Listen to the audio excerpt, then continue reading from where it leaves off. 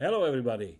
My name is Gabe, and I want to share with you some thoughts about solo RPGs. And there are some myths around this.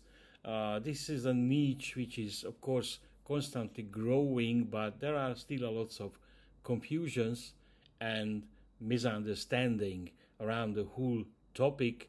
Of course, still many people think that solo RPG is something which is for lone wolves who really deliberately avoiding any human contact or anything like that. I think that is nothing further from the truth, of course. So let me just tell you my example that how I was getting involved in this thing and why actually what was my reason for that. So obviously you hear that English is not my primary language. I'm Hungarian. I was born and raised in Hungary, and in the last 10 years I've been living in Thailand. So this is of course changed many things for me. Although I really love to be here, but there are some things which is a little bit harder to reach or accomplish than at home. First of all, I'm an avid gamer, board game collector, and player. I really like to play with big groups. I like to play role-playing games. I like to play board games, whatever. But here, this is a lot more difficult. First of all, of course, I'm even up to 10 years and not speak the local language on a level which is should be enough for a role-playing game, not even close, of course.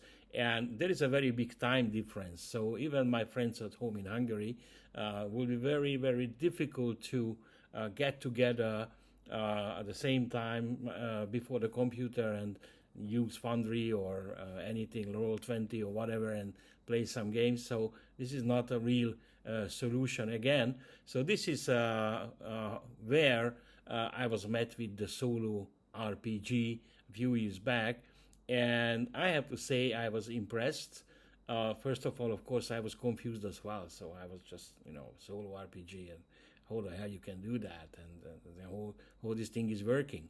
And of course, I was watched a bunch of videos on YouTube like this, probably similar ones, and I started to buy some of these specific solo RPG games like Iron's Fern and such, and slowly I get myself very familiar with the topic.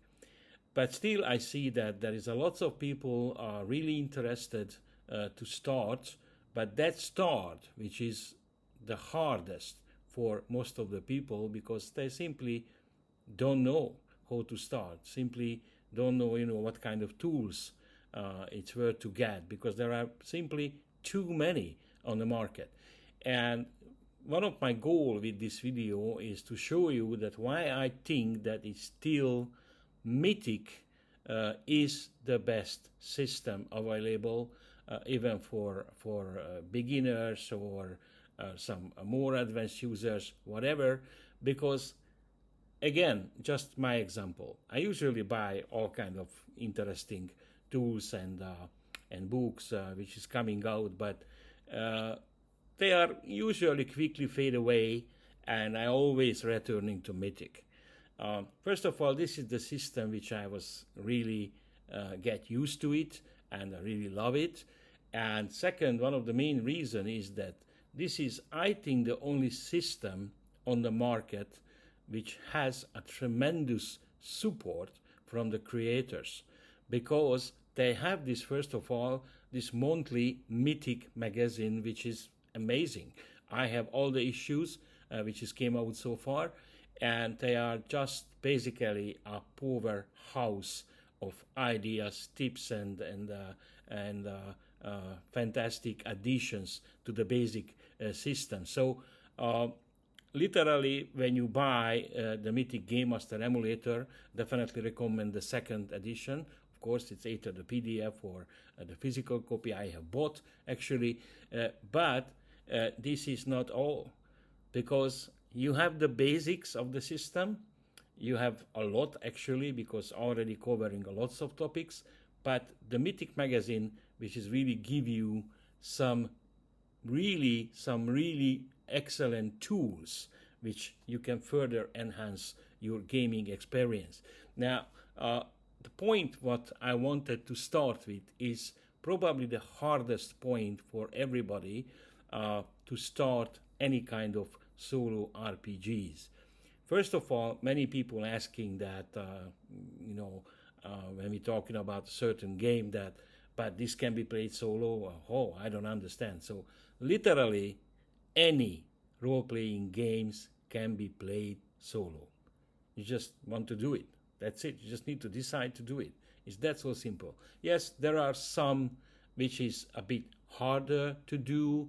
There are even some which is, well, not really going to work in solo, especially some of these powered by the apocalypse games, particularly not really very well working in a solo environment, but most of them actually do. And of course, even Iron's Sworn, the best one, it's coming from that area. It's from the powered by the apocalypse system. But anyway, so of course there are role-playing games which is simple, which is a lot more crunchy. There is a lot more die roll is needed. So I definitely suggest to someone who is just a beginner to start something easy. Okay, something easy.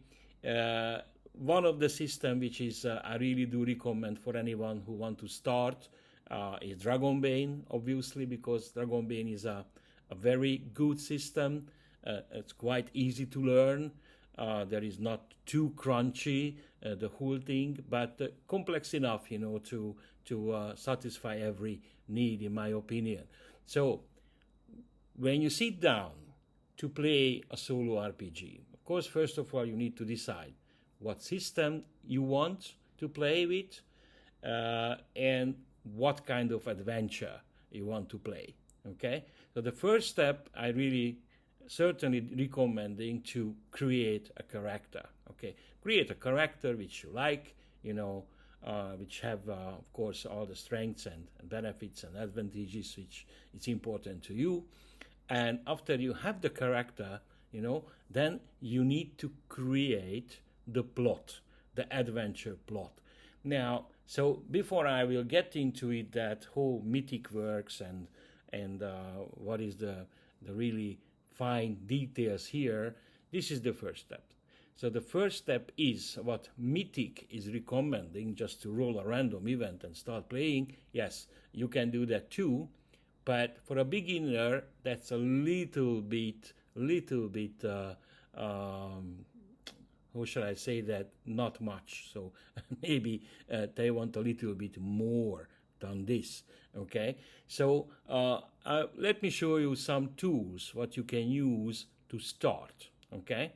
So after you decided that what system you want to play, you have your character rolled up. Now, so what? So one of the first tool I can recommend.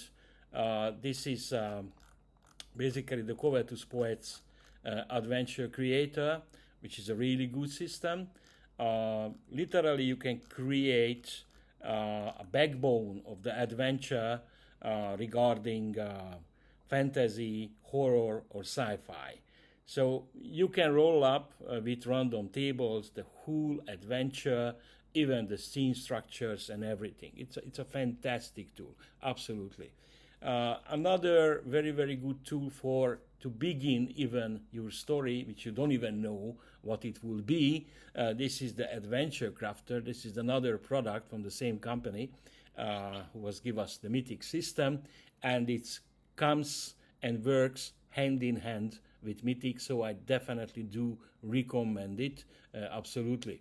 To use it as a supplement with the Mythic system, because the Adventure Crafter is exactly doing this.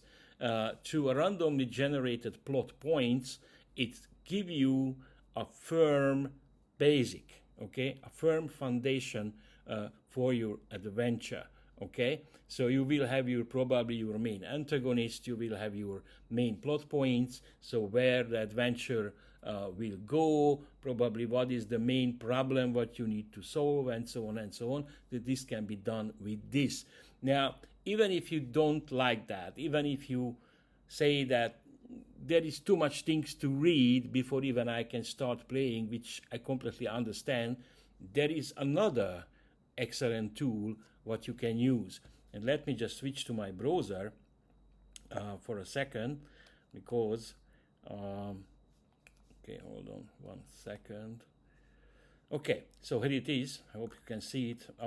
So that is ChatGPT. So ChatGPT is hyped a lot, and some people are really not like it. Some do. I actually, personally, I really do, because you just really need to learn the basics of how to give some easy instructions for ChatGPT to give you the results what you expected. Okay, so there is the simple thing. So this cannot be more simple than that. So this is I just done today. I just wrote one line of prompt. Okay, give me a solo adventure for the Rivers of London role-playing game. This is my latest acquisition.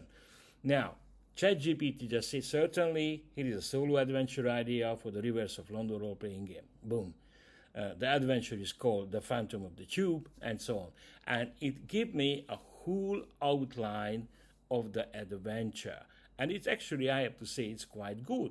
Okay? So it gives me the starting points, the key locations, the main problem, what it needs to be solved, confrontation, aftermath, and so on. And of course, if I want to, then it gives me a lot more details, because I just specifically ask ChatGPT to work out, let's say, one of the main antagonists, or give me another twist in the story, and so on and so on. So I will have a complete adventure outline which I can start playing even with that much information what ChatGPT was generated to me. That's it. Okay, that's it. It's really, it cannot be more simple than that. Okay, now, so after you have this, you have your character generated, you have your story outline, your main plot, so you know what direction you want to go with your game. Now, here comes the Mythic system. Okay, so I'm not going to talk in very much detail of the Mythic system. Just actually, I want to show you the main flow and how the Mythic wheel goes. There are other excellent videos in YouTube where you can find some nice explanation about a certain topics of like the thread list and the character list and so things, and so I don't want to talk about this right now. This is the main flow of Mythic. Mythic actually do what it was advertised. It's give you a virtual or pseudo game master, okay, where you can ask questions and you will get your answers, because a role-playing game is basically this, right? It's questions which you give toward the game master, and you will get the answers and descriptions, and based on this you will determine what your character will do. So that's a role-playing game. Now, so what kind of fate questions you can imagine? So first of all, there are the simple and easy yes or no questions. Okay, this is the backbone of the whole Mythic system. So one of the good example that there is I want to go inside some location, and probably there are some guards at the door. So I can ask Mythic, there are guards at the door. That's a simple fate question. Okay, as you can see here, the flow chart, it just, you need to follow your expectation. That means you not necessarily need to roll for everything. Okay, so things which you are quite sure, so even I think you are very sure, you don't need to roll, just decide. It's your game, okay? And it goes any direction where you want to go. So if you want a little bit more than this, then here comes the fate chart, okay? And you will understand for a second why I'm saying that. So when you say, okay, I have an expectation, probably there are guards at the door, but I want to make sure, and maybe I won't even know that there is even a slight chance that maybe I can somehow sneak past of them. Okay, so now here comes the fate question. Okay, first of all, when you are sure that what is the question, what you want to ask, you need to determine the odds, because that's what the fate chart will give you, a definitive no or yes answer, okay, for your question. So you need to decide the odds. So what are the odds that there are guards at the door? I would say that's certain, okay, that or nearly certain, okay. But let's just go for my character's perspective is the worst expectation, which is certain. Okay, now there is another determining factor here in the mythic, and that is the chaos factor. So what is this? I don't want to go into that in detail, but basically it is some kind of measurement that what kind of pressure on the character, what is the tension right now in the adventure. So when the chaos level is, the chaos factor is 5, that's a kind of like a neutral state, okay? When the chaos factor is going low, which means that it's like a very calm, so it's like nothing happening. And when it go up above 5, that is things are start to get heating up, okay? Start to get heating up, and more problems and challenges the characters will face. Now, let's say the chaos factor is still only 5, okay? So my expectation would be to certainly there will be guards at the door.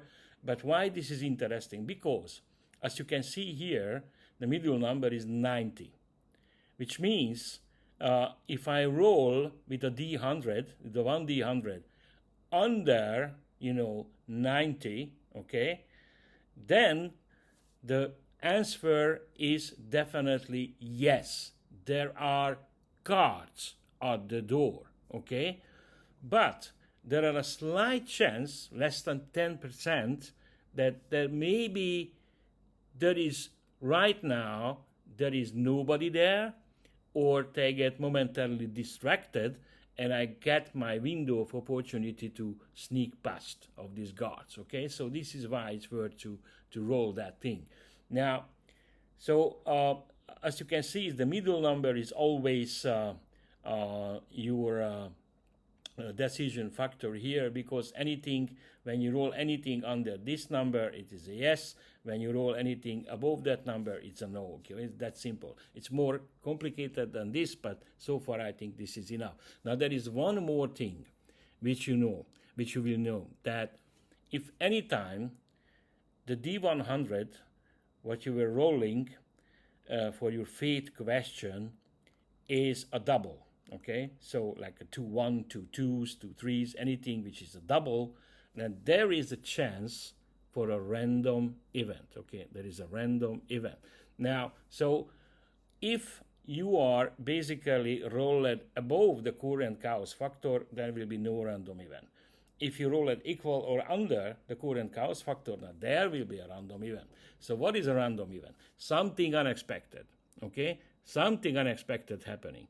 So if there is a random event is happening, then you just go basically the random event chart, and first you need to decide the event focus. So where is event and how it will be developed. So we have a handy-dandy chart here, which you can roll another 1D100, and can decide that it can be a remote event. A remote event, something which is happening and influencing the current events, but not the characters are physically not there. Okay, so maybe they find a dead body, which is killed hours before they get into that place or whatever.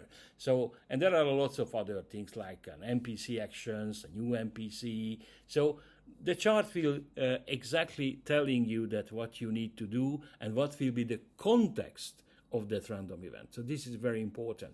Now, when you are already determined that, then, you know, actually here comes the thread list and the character list, very handy, which again, I don't want to talk about now. So when you are generated this and you know the exact context of that random events, now you will going to roll the random event, but where you will going to roll. Now this will be, of course, the meaning tables, because there is handy dandy meaning tables in the Mythic book and the Mythic magazines, which is actions and descriptions. So this is basically a bunch of random words, okay? A bunch of random words. You might going to roll 4 different words, okay? 1 word on the action table 1, 1 on the action table 2, 1 on the description table 1, and description table 2. So you will have 4 random words, okay? Now you're going to puzzle with these words in any way you want, in any order you want, okay? But the best advice here, which is even in the book, that whatever it is popping up in your mind immediately and instinctively, now that's the right direction, okay? So that is the thing which you need to go for it, okay? Of course, there could be some, you know, examples which make no sense at all. Yeah, it can happen. Then you need to roll again. You need 4 different words. Or you can simply use the I don't know rule, which is I like. So it's ignore the random event and continue with the adventure. Or you can do what I used to do in this case, when I really don't have any idea that what the hell this could be. Then I just, you know, with a short context, I give that random words to ChatGPT, and usually ChatGPT can give me a very good idea that what this random event will be, okay? Now here comes the scenes and so on. Now, I don't want to go into that, but this is a very, very nice system.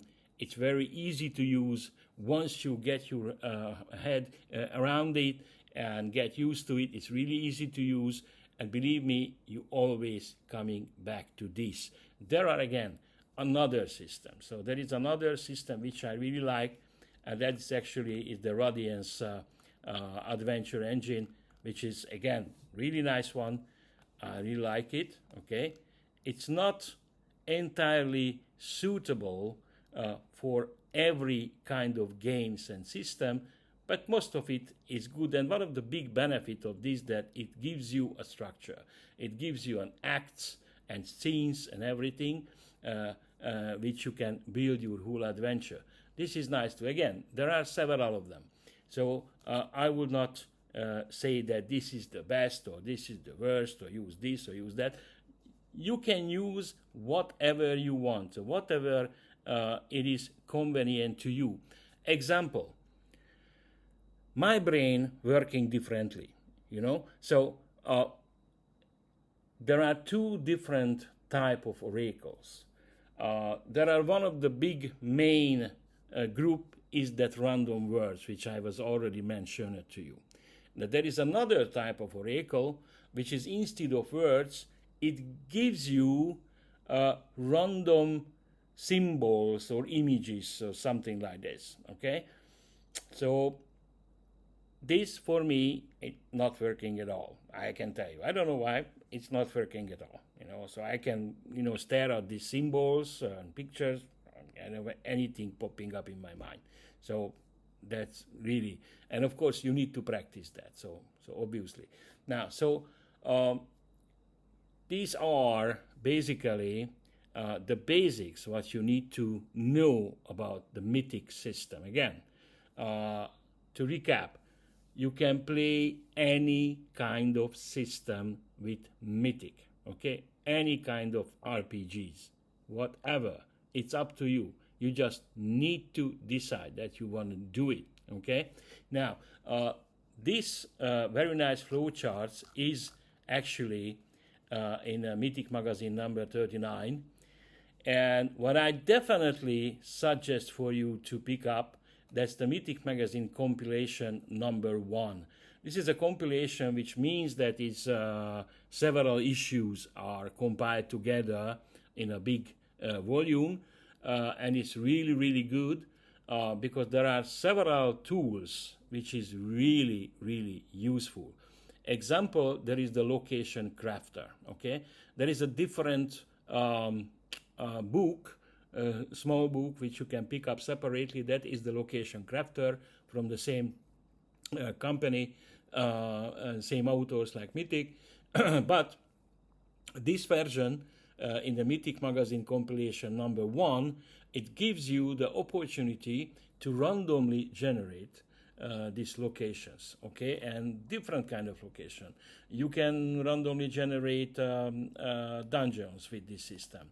You can randomly generate with dark woods and wide places. So it's really amazing system. I really like it, and it's a really big step forward from the simple Mythic system, because it gives you something really to work with. So example, let's say in a random scene, your character will just find himself in an abandoned house. Okay, he don't know anything about what he will gonna find there, how big is that place or anything like this, but it's somehow connected to the case what he's working on or whatever. And with this system, you can randomly generate the locations, which is basically the rooms. You can randomly generate the encounters and even the objects what your character might going to discover. So this is a really neat system. I really love it. So let me show you one example here. So how I was used this system. So actually I picked up the Marvel Multiverse role-playing game, and I was created a solo adventure, which goes something like this. So first of all, I was created a character. That character is a kind of private detective who is telepathic, so it can read minds and so on, and he's really good at with his signature weapon, a costume Desert Eagle. That is my character. It's a Nathan Pierce. His name is Nathan Pierce, or his hero nickname is the Eye. Okay, so so this is the character sheet. And by the way, this is Obsidian. This is the best system I can ever imagine, to use for playing a solo RPG, because it has everything.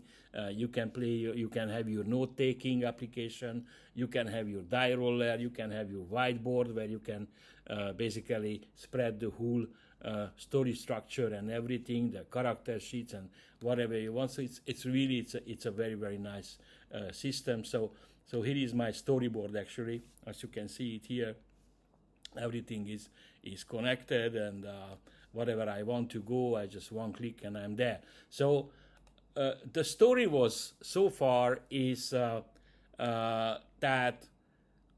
it's a little bit supernatural, kinda adventure, because as you can see it here, it's a renowned violinist, Elena Vetrova, has mysteriously disappeared. So we don't know just before an anticipated performance. So he have a very special violin, which is many people thinks it have some magical, abilities, and basically I need to find out that who is behind that kidnapping. So and try to find that violin artist, even before the scheduler, so hopefully he can conduct the concert at the right time. So there are some twists and some key clues, which is obviously was worked out like this. So my story was started like this. So Nathan is sitting in Captain Cook's office, who is briefing him on the case of the kidnapping. Okay, so he's a PI, he's a private detective, but because of the time pressure, of course, the official police will try to use any leverage and any resources what they can. So that's why the captain was turned into Nathan. And basically Nathan has only 48 hours to find the kidnapped artist. So we can summing up the security footage which the police were discovered, And as you can see it here, example. Security footage shows Elena leaving the concert hall alone, appearing anxious. A shadowy figure is seen following her at the distance. There is a chance to enhance the recording to know more about the figure? That's my question. Of course, this is a 50-50 fake question with a chaos factor of 5. The roll is 20, so it is a yes. So now I was rolled for random descriptors on the mythic tables, and I got inactive and aggressive. So do it looks magical or inhuman? 50-50 again? Yes. So perhaps this is limiting his actions and options, maybe deliberately toying with Elena and just study her. Likely question was yes again. So I got many small details which will be important for me. Now, so the first real scene was when Nathan's plan is to go to Elena's apartment and search for some clues. Okay? Now, so Nathan leaving the station, and by the mythic structure, this means that the previous scene is ends and the new is starting. So here comes when you're gonna test the scene. So what's gonna happening, exactly as you expected it or something different. I exactly got something different, so it's an altered scene. So comparing to what I was expected, something is different. So what is this? I came up with that. There is a missing guard because it was supposed to be guarded by a police, the apartment, and surprising there was no one inside. And in fact, even the apartment building door was wide open. How it comes, right? So now it must be very careful. We must be very careful. So better proceed with stealth. So now again comes the obvious question. There is anyone who might be able to spot him? The random question again to Mythic. No. Okay, so at least for now. Again, this was a 50-50 question. So again, the first challenge was that the apartment door was of course locked. And Nathan trying to pick the lock. So it gave me some routine difficulty, and he was finally able to open the door very easily, quite so. And then here comes the location roll. So the location roll is working like this. So before the adventure, I was basically put together this little table here, which is Elena's apartment. Okay, so this is the location crafter apartment rule. So there are 3 columns here: locations, encounters, and objects. Okay, so now the locations, as you can see, is quite often there is a thing which is called expected. So what is that? Expected is something what you will expect to find a place like this. So what can you expect in an apartment? You can find some hallways, you can find some kind of storerooms or whatever. So these are the expected things. Then there are some concrete things which is known that is for sure is to be there, like the anteroom, like the bathroom, the kitchen, the living room, and so on. And in the meantime, there are some other random things, which means that I need to roll randomly again on the Mythic's description tables that what is that place where I get into it. Now there are encounters, okay? And now there are objects, because every time you are rolling, you roll all 3, okay? So what are these marks here? So the system works like this, very easy. So there are 19 different entries on this table, okay? And as you can see, the last entry, it says complete. So whenever you get to that entry, it means you are completed to explore that region. In other words, that apartment example in this case. Okay, now how you can get there? Obviously, you're going to roll a d10, and whenever you are rolling on the table, you can put a check mark here, because every time you're rolling, you're going to add +1 for every of these check marks, on the later rolls. So sooner or later, you're going to reach the complete, which means that the scene will be completed. Now, let's see how this was went in practice. Okay, so again, he was getting to the condo, getting to the apartment. The location rule was 1, and it was expected.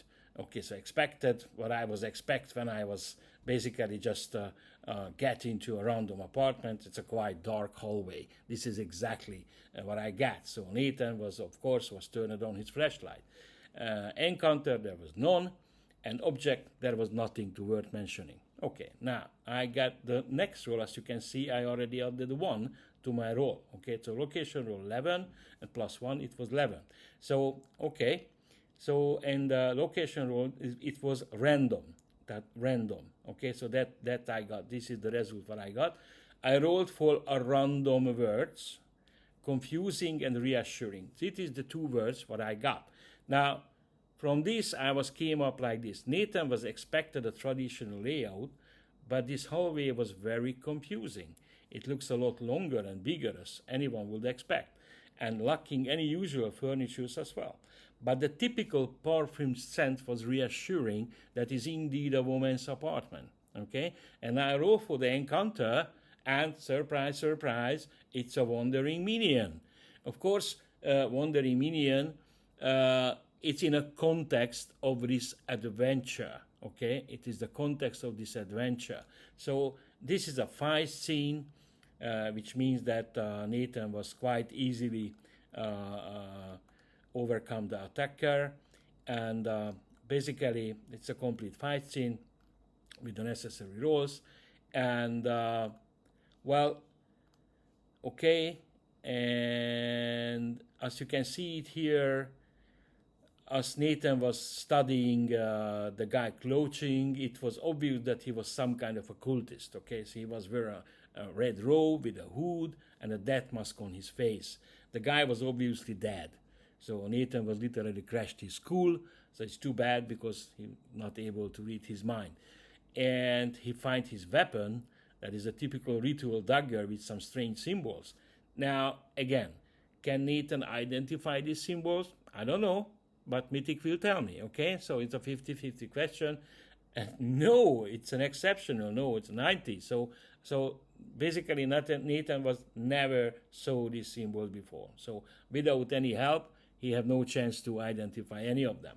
So now let's check if there is anything useful in the guy's pocket. Now I have another table which is created before even the adventure, and that is the random objects table. Okay, this is the random object table. Let me just show you for a second.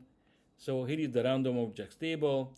Okay, and you roll 3d6. Why 3d6? Because basically the Marvel Multiverse is a 3d6 system, so I don't want to use any other kind of dice. So you roll 3d6, and in this entry I find the old key. That's it. But this can be an important element in the story because this can open some hidden compartment nearby or something even more significant later. And obviously, it's easy to come up with the thing that since the dagger has just blood on it, and it's obviously not Nathan's blood, so it's easy to figure out what happened probably with the patrolman who was posted there to guard the building. So, okay, now, and anything useful around, object or anything, because this is the third part. So the first was the location, the second was the encounter, and the third one is the object. So there is any object there, okay? And obviously, I got a random clue, which is a strange energy signature, okay? Now, from this, I was immediately came up with the idea that, okay, the door was closed, I was lockpicked the door, so how this other guy came in? Maybe there are some magical methods, so maybe that's explaining that strange energy signature. We don't know, but we will find out. So, and again, next area, location, it's a special table which is give us some interesting things like enhance the thing, okay? So or anything like this. So it's a really neat system to completely work out all the details in a random location. It could be a mine, it could be some ancient forest, or whatever you want. Anything you can map with this system very easily, and it's exciting, and it's because of the random rolling, it's always something happening what you were never expected, and this is, you know, surprise. It is one of the biggest part of the solo RPGs, to have enough surprise and even unexpected events in your game to keep you hooked and interested, and get the game rolling. Okay, no, so these are the examples of this. So there is one more thing I wanted to show you guys. It's not exactly this one. Oops, that one. This is my own supplement for Dragonbane, which is I'm currently working on. Soon, actually, I will going to make that available for free. Anyone can download it. This is rather, I can say it's a sandbox, okay, which you can generate dozens of different adventure with solo, or if you're a GM, then you can create your campaign, whatever. It gives you the location, gives you exact details of the NPCs. It gives you a main storyline, okay, which even the single hero can solve. But there are important NPCs where you can basically pick up random side quests, and that is a lot. So actually, as you can see it here, there is the mayor, here is the side quest, and that is Stone the Woodwalker. He can give you quests as well, and so on, and then he have a very important role in the adventure, actually, in the main adventure plot. And because there are lots of ancient forest and dark forests are involved in this adventure, therefore, again, my recommendation for that Mythic magazine compilation #1, it is really, it will be really help you to determine that whole thing when you decide to try this supplement. It's not ready yet, probably in a few days. I'm going to upload that into the Facebook group, and anyone can will be able to download it for free. Okay, guys, so that was the video for today. I think it was a bit long and longer than I was planned, but I really hope so that I was give you some useful information and useful tips. And if you like it, then please like and subscribe. Of course, this is helps me to make more videos later. So again, thank you guys, and goodbye till the next time. Bye bye.